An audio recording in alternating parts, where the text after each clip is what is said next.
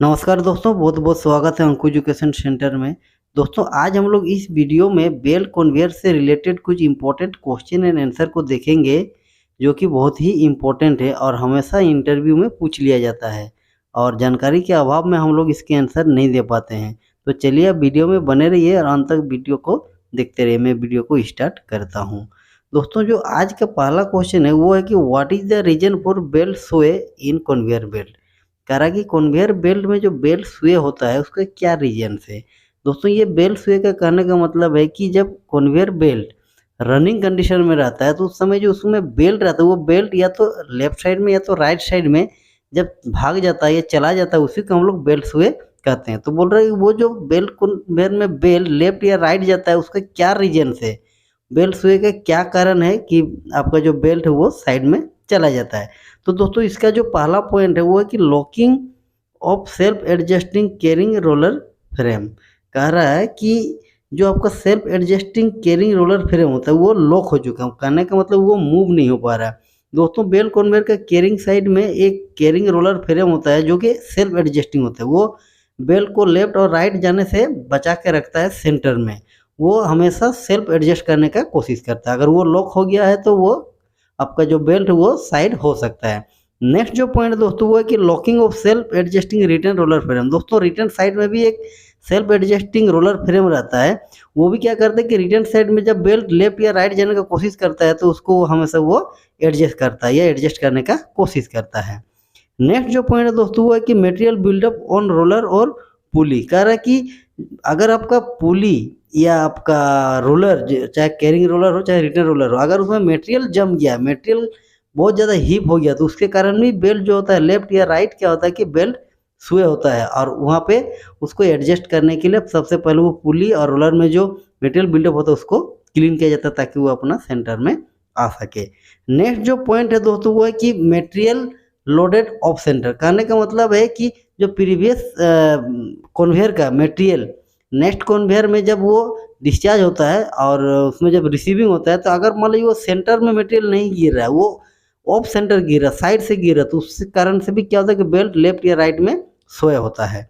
Next जो point है दोस्तों वो है कि disturb on jack bolt of any one pulley misalign pulley. कहने का मतलब कि आपका जो पुली है बेल्ट कन्वेयर में, वो पुली अगर मान लीजिए कि उसका जो जैक बोल्ट है जिससे पुली के अलाइनमेंट को हम लोग एडजस्ट करते हैं, वो जैक बोल्ट अगर डिस्टर्ब हो गया कोई भी कारण से तो उससे क्या होगा, आपका जो पुली वो मिसअलाइनमेंट हो जाएगा। तो उसके वजह से भी उस पोजीशन में उस जगह पे बेल्ट हमेशा सोए होते रहेगा, लेफ्ट या राइट भागते रहेगा, आप उसको एडजस्ट नहीं कर सकते हैं।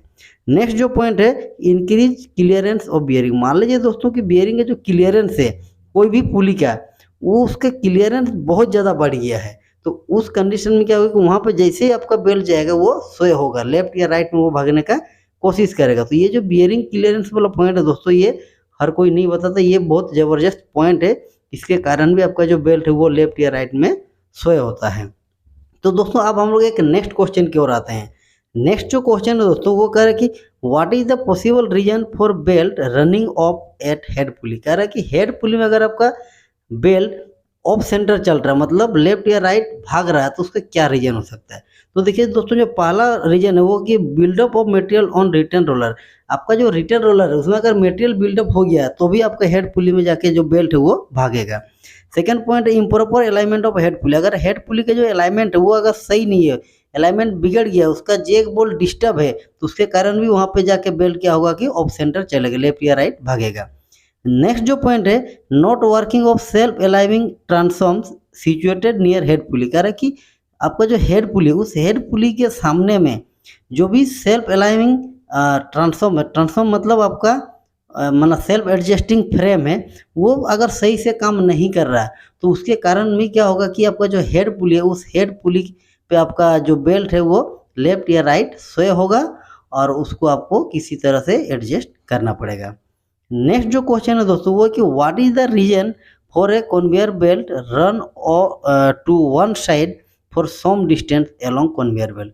कह रहा है कि पूरा कन्वेयर बेल्ट में अगर मान लीजिए कुछ ही दूरी पर, कुछ ही डिस्टेंस पर अगर आपका कन्वेयर बेल्ट सोए हो रहा, लेफ्ट या राइट भाग रहा हो या वन साइड में जा रहा है, उसके क्या रीजन हो सकते हैं।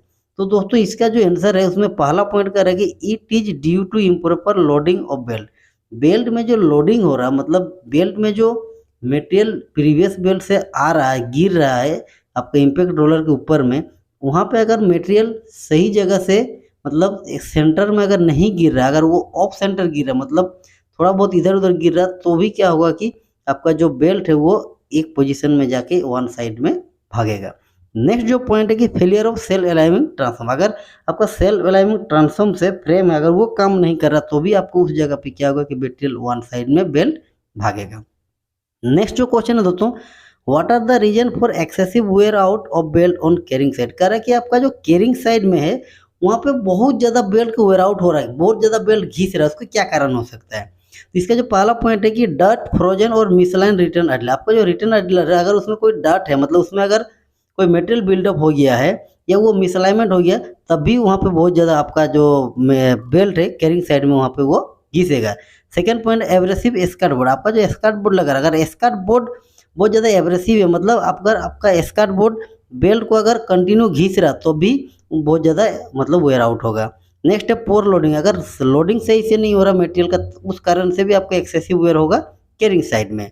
नेक्स्ट पॉइंट है excessive sag between troughing idler causing load to move and shift on belt as it passes over idler। कह रहा है कि अगर आपका बेल्ट कन्वेयर में जो रोलर लगा रहता है, रोलर के बीच में अगर सेगिंग मूवमेंट डेवलप हो रहा है, सेगिंग मूवमेंट का मतलब है कि दो रोलर के बीच का जो बेल्ट है वो अगर पूरा टेंशन में नहीं है, अगर झुका हुआ गड्ढा गड्ढा टाइप का है, तो उस कारण से भी आपका जो कैरिंग साइड है, कैरिंग साइड में बहुत ज़्यादा बेल्ट घिसेगा। नेक्स्ट जो क्वेश्चन है, what is the reason of excessive wear out on bottom side of belt. कह रहे कि बेल्ट का बॉटम साइड में अगर बहुत ज्यादा घिस रहा तो उसका क्या कारण हो सकता है। तो इसका देखिए पहला जो पॉइंट है कि slippage between belt and drive pulley और other pulley, check the wear out of pulley rubber lagging. कह रहा है कि अगर आपका ड्राइव पुली में बेल्ट कंटिन्यू स्लिप हो रहा है या कोई दूसरा पुली में भी स्लिप हो रहा है, तो वहाँ पे फ्रिक्शन की वजह से हमेशा बॉटम साइड में बेल्ट क्या होगा कि बहुत ज़्यादा वेयर आउट होगा। नेक्स्ट पॉइंट है स्टिकिंग ट्रॉपिंग आइडल इम्पैक्ट। अगर मान लीजिए कि आपको जो इम्पैक्ट आइडलर टेल इन में लगा रहता है, अगर वो जाम हो चुका है, तो क्या होगा कि वहाँ पे जब भी बेल्ट आएगा तो बेल्ट घसीट के चलेगा, उससे रगड़ते हुए चलेगा, तो उसके कारण भी आपका बॉटम साइड में बहुत ज़्यादा वेयर आउट होगा। नेक्स्ट जो पॉइंट है material ground between pulley and belt. अगर पुली और बेल्ट के बीच में अगर मटेरियल आ गया है, चाहे कोई भी मटेरियल, कोर्स मटेरियल हो या फाइन मटेरियल, तो क्या होगा कि वहाँ पे फ्रिक्शन के वजह से, घिसने की वजह से बेल्ट बहुत ज़्यादा वेयर आउट हो जाएगा। तो ये बहुत सारे रीजन से जिससे कि आपका जो बेल्ट कन्वेयर रहता है उसका बॉटम साइड बहुत ज़्यादा वेयर आउट होता है।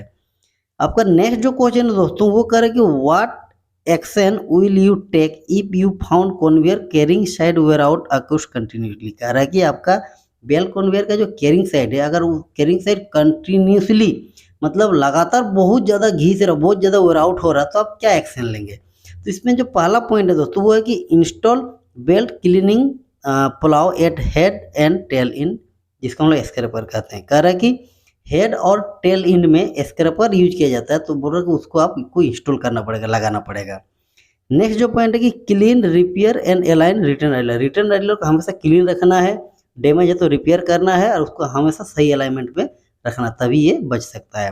नेक्स्ट पॉइंट है increase belt tension if too low. अगर बेल्ट का टेंशन बहुत कम है तो उसको बढ़ाना पड़ेगा, प्रॉपर टेंशन आपको बेल्ट में देना पड़ेगा। नेक्स्ट पॉइंट है कि रिड्यूस आइडलर स्पेसिंग। जो आपका आइडलर है, रोलर है, उसके बीच का जो स्पेस है, डिस्टेंस, उसको आपको धीरे धीरे कम करना पड़ेगा, तब भी आपका ये प्रॉब्लम नहीं होगा। नेक्स्ट है कि repair and inspect skirt board rubber regularly. आपका जो स्कर्ट बोर्ड लगा हो उसमें जो रबर लगा रहा है तो उसको आपको कंटिन्यूसली इंस्पेक्शन करना पड़ेगा, चेक करना पड़ेगा, अगर वो घिस रहा है तो उसको हमेशा रिपेयर करना पड़ेगा। नेक्स्ट पॉइंट है कि feed load on belt in same direction at same speed. कह रहा है कि आपका बेल्ट का डायरेक्शन जिस मतलब साइड है, जिस डायरेक्शन में आपका बेल्ट जा रहा है उसी डायरेक्शन में आपको मटेरियल को फीड करना है और उसी स्पीड में फीड करना है। उससे क्या होगा कि आपका बेल्ट में जैसे मटेरियल गिरेगा वो मटेरियल आगे स्लाइड होकर निकल जाएगा। तो दोस्तों इस तरह से हम लोग बहुत सारे क्वेश्चन आज डिस्कस किए जो कि हमसे इंटरव्यू में पूछ लिया जाता है और जानकारी के अभाव में हम लोग उसके आंसर नहीं दे पाते हैं। तो दोस्तों आज का ये वीडियो कैसा लगा कमेंट में जरूर लिखिए। अगर चैनल बनाए हैं तो चैनल को सब्सक्राइब करके ऑल पे क्लिक कर दीजिए ताकि इस टाइप का जो भी मेरा वीडियो आएगा उसका नोटिफिकेशन सबसे पहले आप तक पहुंच सके। धन्यवाद।